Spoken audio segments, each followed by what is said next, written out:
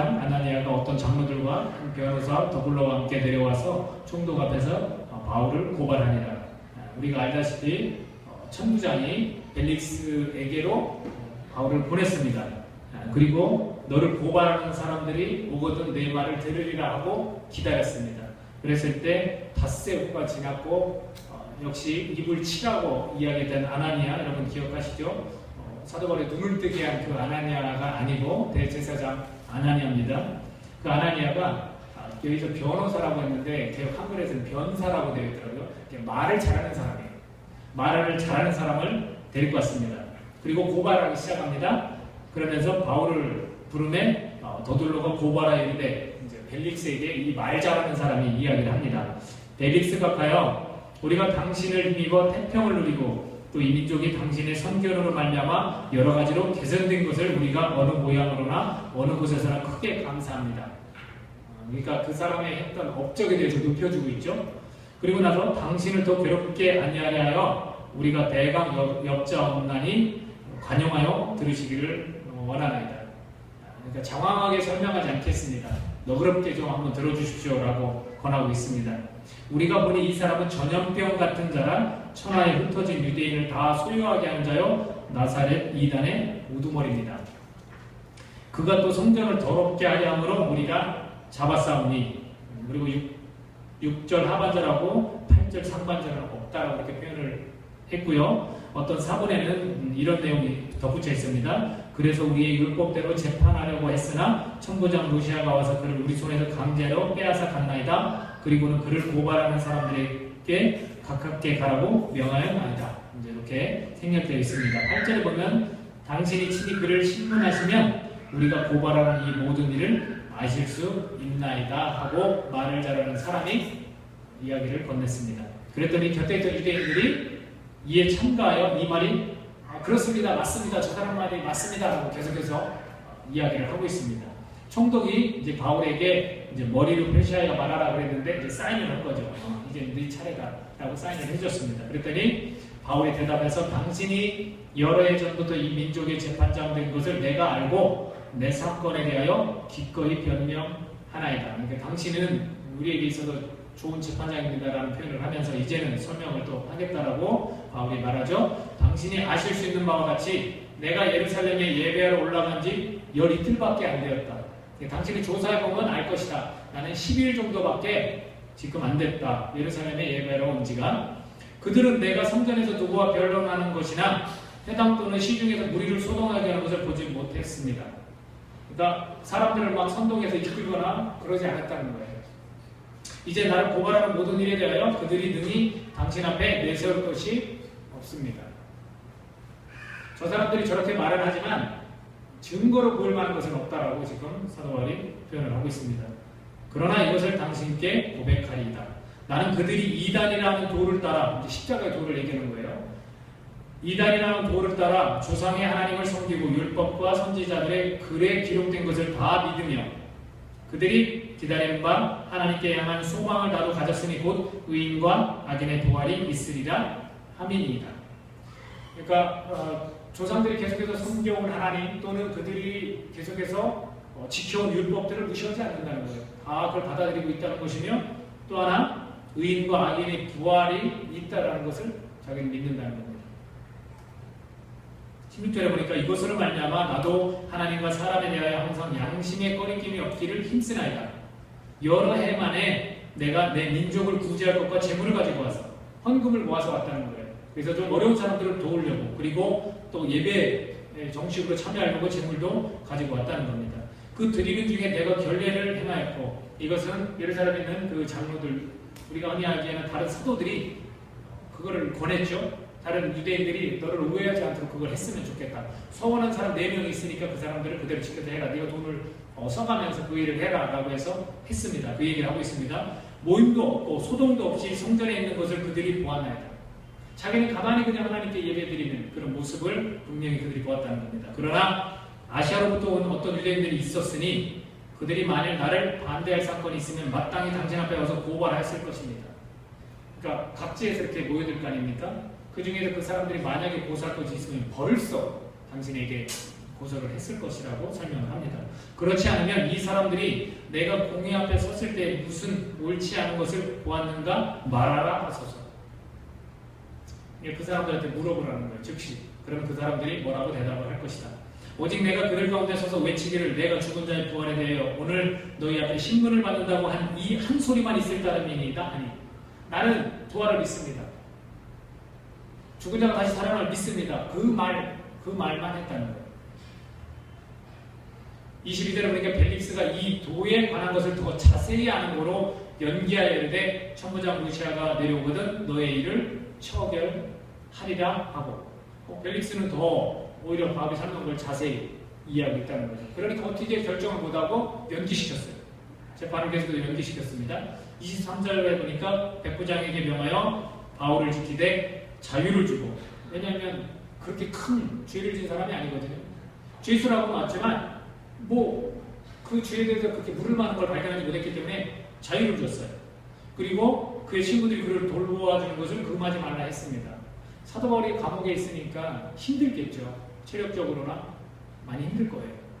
그렇죠? 또는 때리기도 했었으니까, 질질 끌려나가기도 했었으니까. 그랬을 때 그것을 아는 이 벨릭스가 주위에 있는 동료들이 그를 돌보게 그냥 놔줘라 라고 했습니다. 수일 후에 벨릭스가 그 아내 유대 여자 드루실라와 함께 와서 바울을 불러 그리스도 예수 믿는 도를 들었습니다. 그 도에 대해서 어느 정도 알았지만 그래도 궁금했어요. 그랬더니 바울이 의와 절제와 장차 오는 심판을 강론하니, 이것은 무슨 얘기냐면 하나님의 그 의, 그에 대해서 설명을 어느 정도 했겠죠. 그리고 신약인의 삶이 무엇인지에 대해서 설명을 했고, 그 다음에 장차 오는 심판, 죽은 자나 의인이나 악인이 다 살아난다고 그렇게 부활을 믿었잖아요. 그러니까 그거에 관해서 설명을 했습니다. 그랬더니 그걸 들으니 벨릭스가 두려워하여 대답하되 지금은 가라. 내가 틈이 있으면 너를 부르리라 하고, 동시에 또 바울에게서 돈을 받을까 바라는 거로 더 자주 불러 같이 이야기하더라.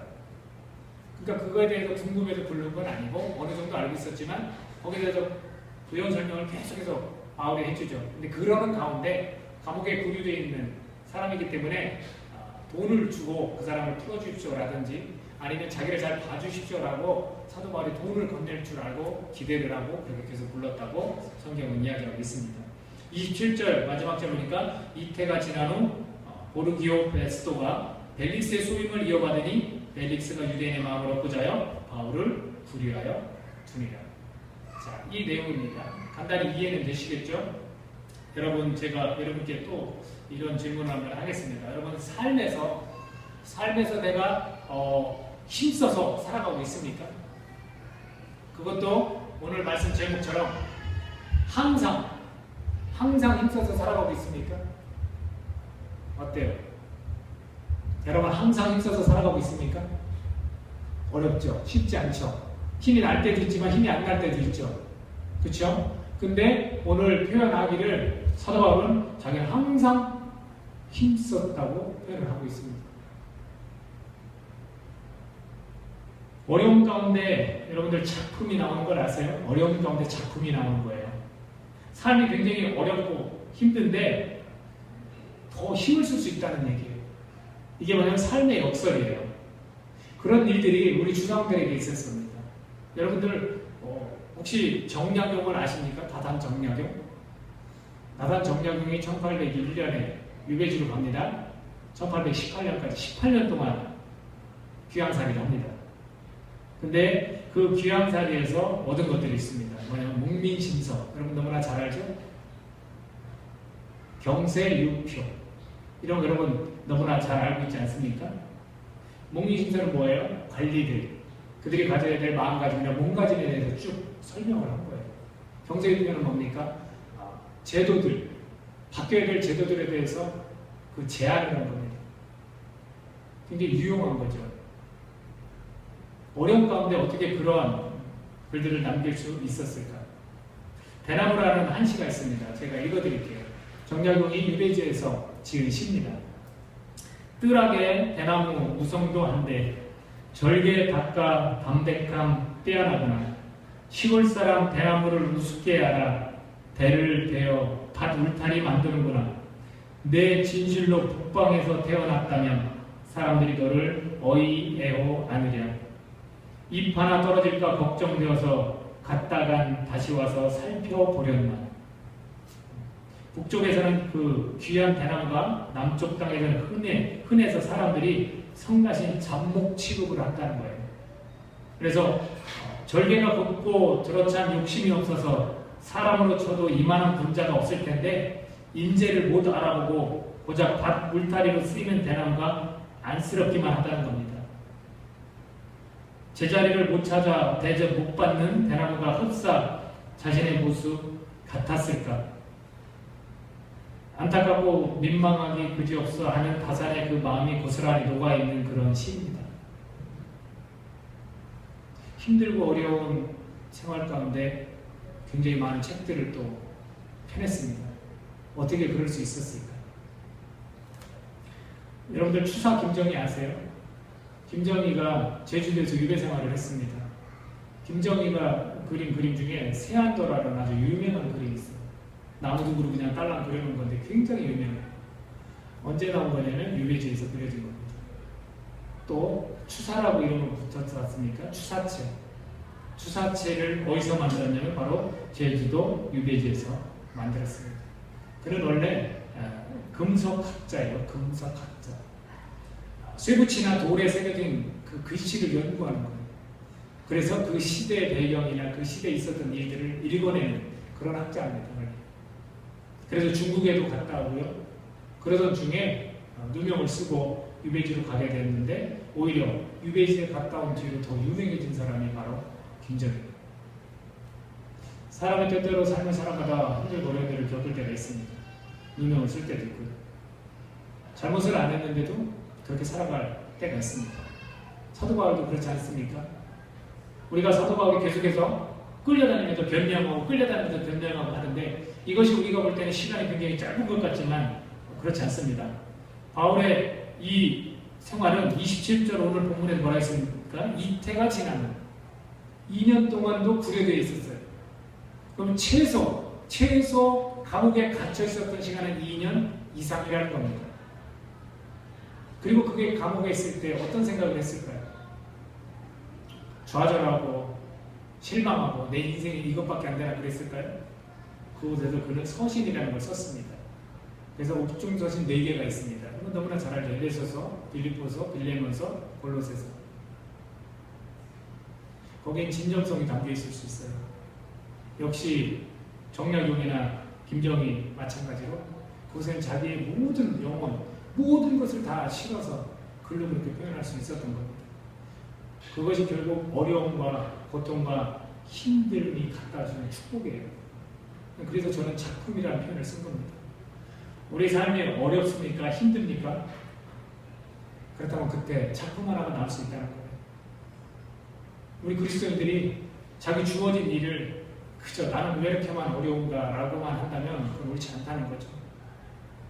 우리가 삶을 살아가면서 이런 어렵고 힘들고 고된 일이 우리에게 닥쳐올 때 그 속에서 뭔가 만들어질 수 있다는 것, 나의 모든 걸 다 쏟을 수 있는 그런 시기일 수도 있다는 것, 그것을 우리가 기억했으면 좋겠습니다.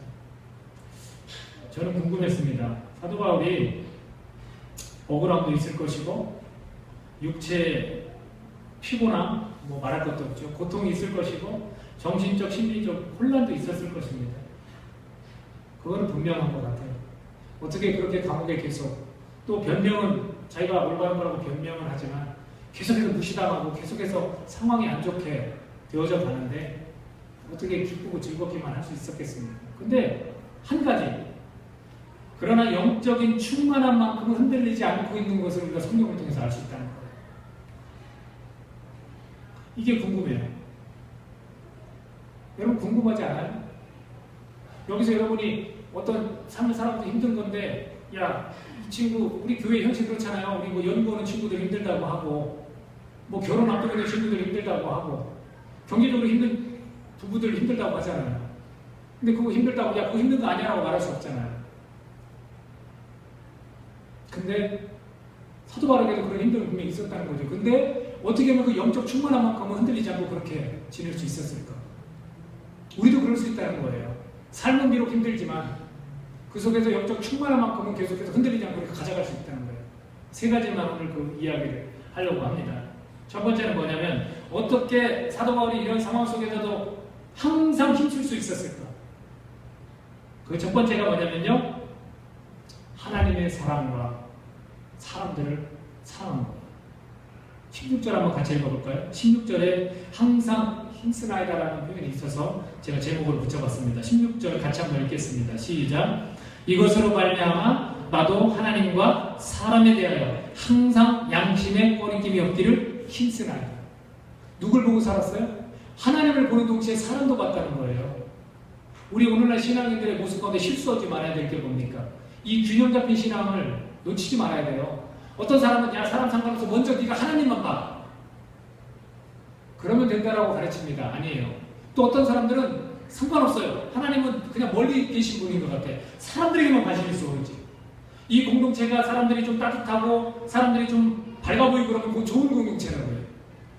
그리고 자기를 알아주거나 자기하고 대화할 수 있는 친구가 없으면 이 공동체는 나쁜 공동체라고 해요.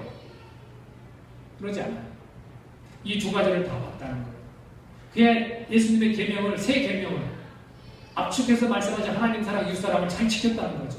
그것을 언제나 놓치지 않으려고 내 양심에 꺼리낌이 없으려고 정직하고 솔직하려고 노력했다는 거예요. 그런 하나 이 긴장감이 있었을 거예요. 하나님, 내가 하나님을 지금 더 보지 않고 사람을 봅니까? 아니면 사람을 전혀 보지 않고 하나님만 보고 있습니까? 우리 신앙에서 이거 점검해야 된다고 생각합니다. 그는 그것을 가지고 있었기 때문에 자기는 그거에 관해서도 표현했듯이 항상 양심에 꺼리낌이 없기를 힘썼다는 겁니다. 여러분들 스스로에게 물으십시오. 하나님 관계 속에서 꺼리낌 없으십니까? 다 잘하고 있고 하나님이 정말로 너를 바라보고 있게 기쁘다라고 말씀하실 수 지금 있는 삶을 살고 계십니까? 또 하나 묻겠습니다. 여러분 사람들하고 관계에 있어서 양심에 꺼리낌 없이 정말로 잘하고 있습니까? 사랑을 정말 하고 있습니까? 나를 해코지하든 나에게 돌을 던지든 내가 그걸 품고 가고 있습니까? 사도 바울은 그거를 긴장감 있게 균형 있게 가지고 갔다는 거예요. 그가 그렇게 항상 힘쓸 수 있었던 것 바로 하나님을 사랑하고 사람을 사랑했던 거예요. 두 번째는 뭐냐면요. 두 번째는 그가 이렇게 힘든 과정을 가면서 마지막에 표현한 게 있어요. 그리고 자기는 정말로 하나님 앞에서 한 점의 부끄러움 없이 정확한 진리를 지금 그 사람들한테 얘기하고 있어요.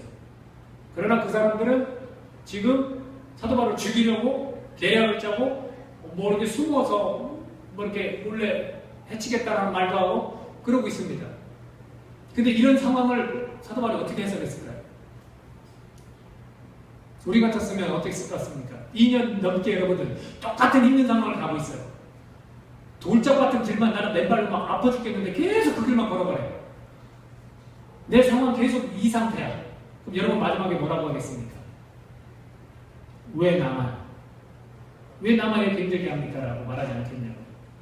사도 바울 입장에 여러분 서보십시오. 근데 마지막에 뭐라고 얘기하는지 아십니까? 26장 22절에서 이렇게 이야기를 하고 있습니다.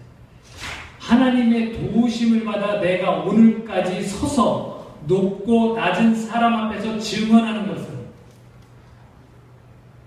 자기가 정확하게 진리에 대해서 흔들림 없이 계속해서 얘기할 수 있는 것. 지금 현재 그 말씀을 듣고 있는 높은 자나 낮은 자에서 내가 증언하고 있는 오늘 이 시간까지 이것을 뭐라고 표현합니까? 하나님이 도우셨다. 여러분 어떻게 항상 힘쓸 수 있는지 아십니까? 그 삶의 모든 일 가운데 하나님이 도우신다는 믿음이 있는 거예요. 상황이 지금 아무리 힘들고 내가 정말 지쳐 있어도 그 상황 가운데서 하나님이 돕고 계시다는 그 믿음이 있었기 때문입니다. 한 군데 더 보여줄게요. 우리가 지난 시간에 읽은 구절 중에 하나일 텐데 23장 11절입니다. 그날 밤에 주께서 바울 곁에 서서 이르시되 담대하라. 내가 예루살렘에서 나의 일을 증언한 것 같이 로마에서도 증언하여야 하리라 하십니다. 지금 굉장히 난처한 상황, 억울한 상황에서 신문을 받고 얻어 터지고 감옥에 갇히지만 하나님은 계속해서 그날 밤에 또 그에게 음성을 들려주십니다. 이건 뭘 나타내는 겁니까? 아무리 사람이 지치고 힘들고 그렇게만 살아간다 한다 할지라도 가끔은 때로는 하나님께서 계속해서 우리에게 도움을 주신다는 거예요. 그것 때문에 사도 바울이 항상 힘쓸 수 있는 거예요.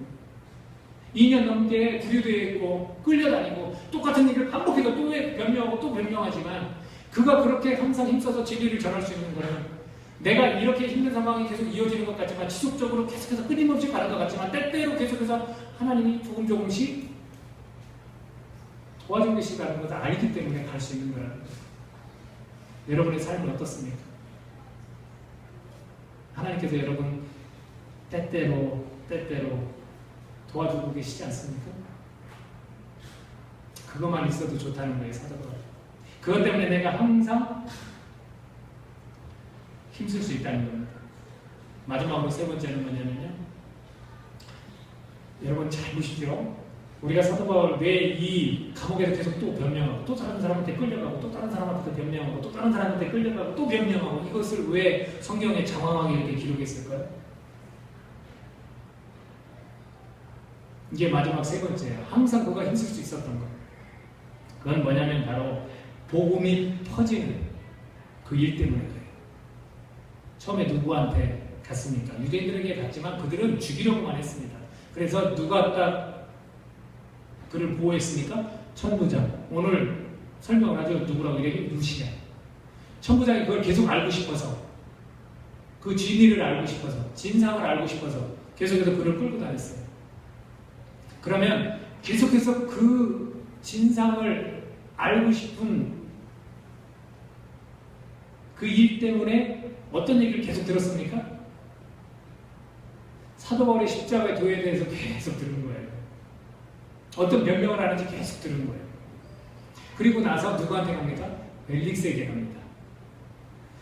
벨릭스는 비록 그 도에 대해서도 알고 있었고 사도 바울을 계속 자주 불렀지만 그는 돈에 눈이 먼 사람이에요. 그렇죠? 자주 이렇게 불러서 이야기 들었지만 그 돈을 줄 거라고 그랬다고 했어요.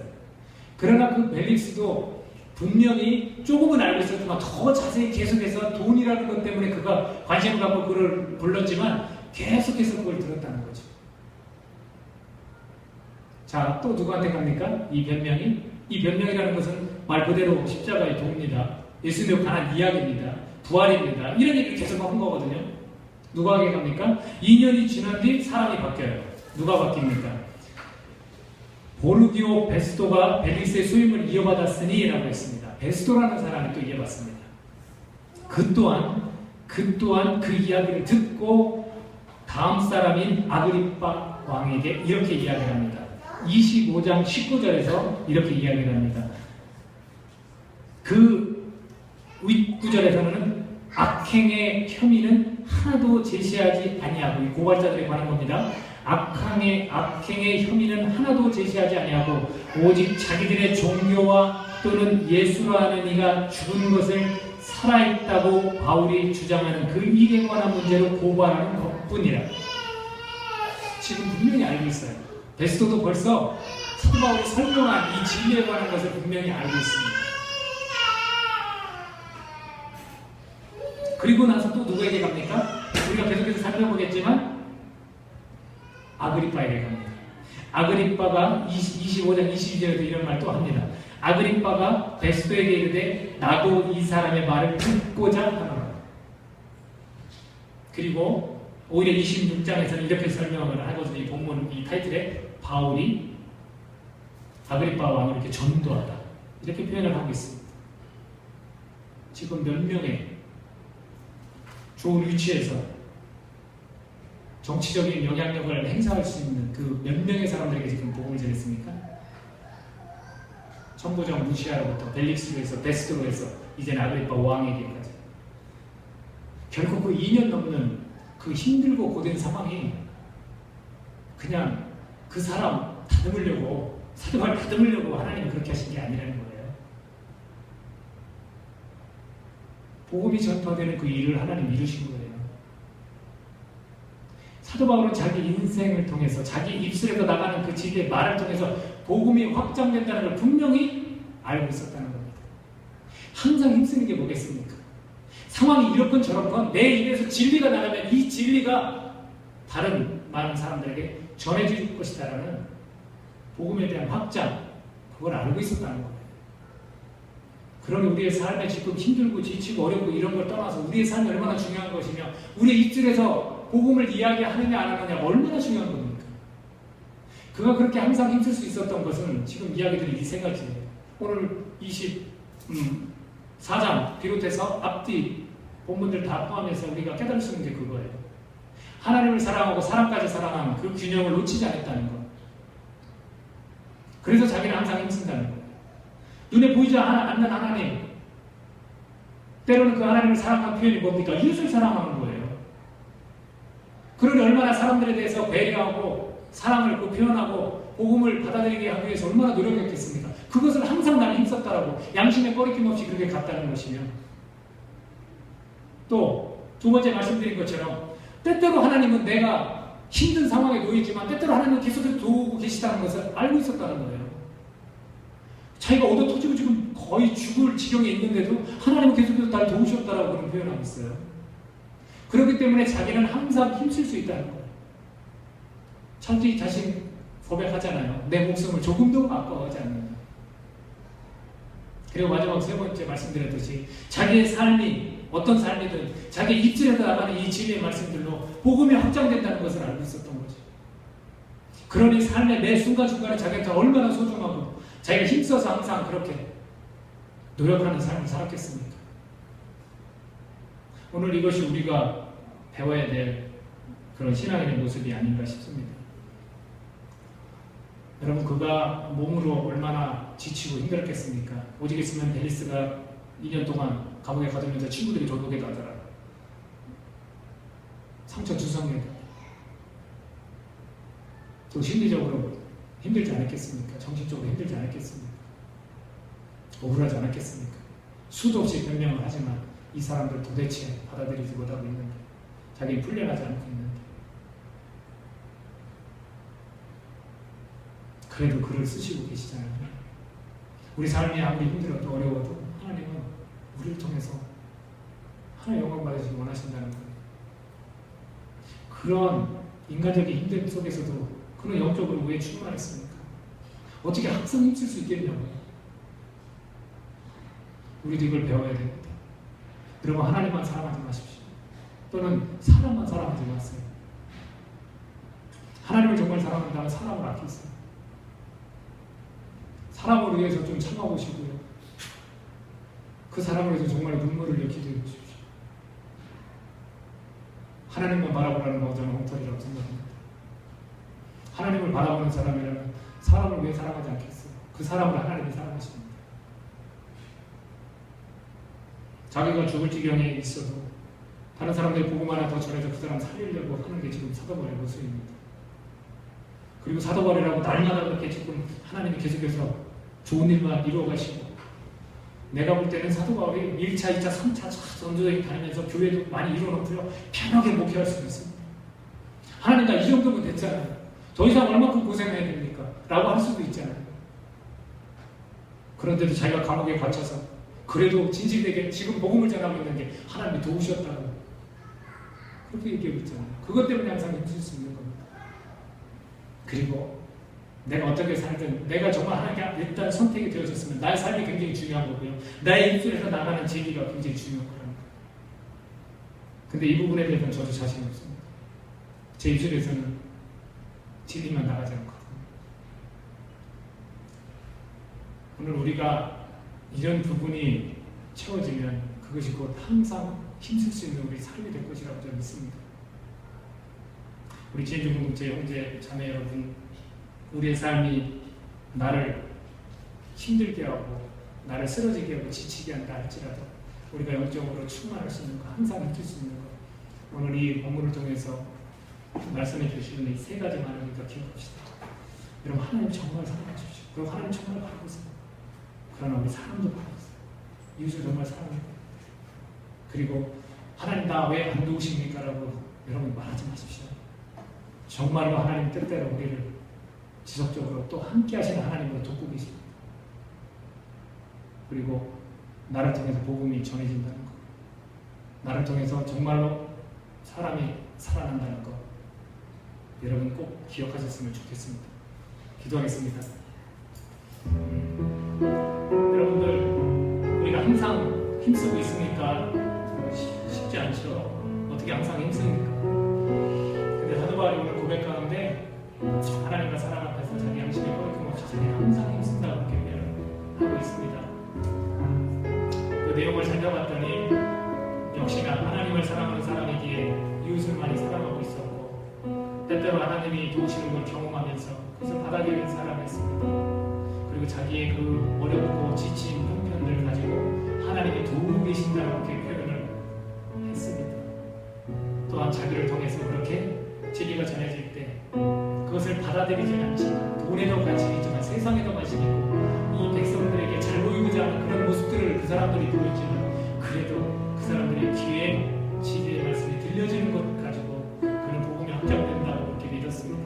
오늘 우리의 삶을 통해서, 지치고 있는 우리의 삶을 통해서도 하나님께서 때때로 도우시고 계시고, 내가 하나님을 더욱 사랑해야 되고 이웃을 더욱 사랑을 그래서 사랑해야 된다는 것, 그리고 나의 입술을 통해서, 나의 삶을 통해서 복음이 전해진다는 것, 그리고 오늘 기억하면서 다른 걸 입더라도 영적으로 우리가 충만함을 그렇게 얻을 수 있다는 것,